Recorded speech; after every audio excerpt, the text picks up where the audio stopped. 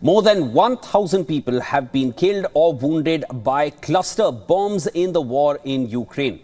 Now, Ukraine registered the highest number of recorded annual cluster munition casualties in the world since Russia's invasion began in February of 2022. Now, the data was shared by the Cluster Munition Coalition in its annual report. In this next report, I'm going to delve into what cluster bombs are all about. Let's get started. Now, cluster munitions or cluster bombs, they are designed to disperse several submunitions, and submunitions are small bombs. They are dispersed after exploding in the air. The submunitions are essentially grenades with tail fins or a streamer to help them land in the right orientation.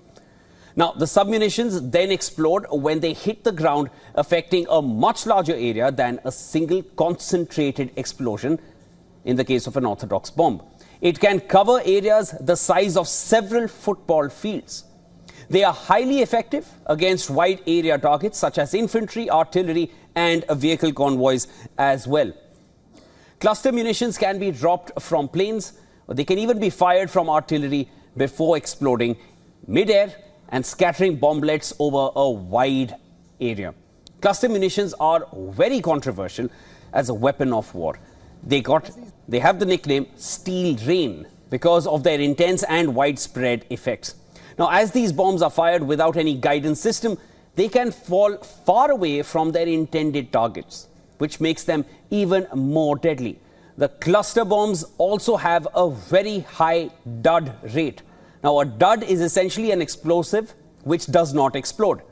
And a high dud rate means that the bombs, they often fail to detonate when they crash to the ground. The non-detonating bomblets, they still pose a very high risk. They effectively turn into anti-personnel mines, and it can easily kill innocent civilians years after the conflict is over. One of the worst affected by these non-detonating bomblets are children, who often get drawn towards them due to their unique shape and colors.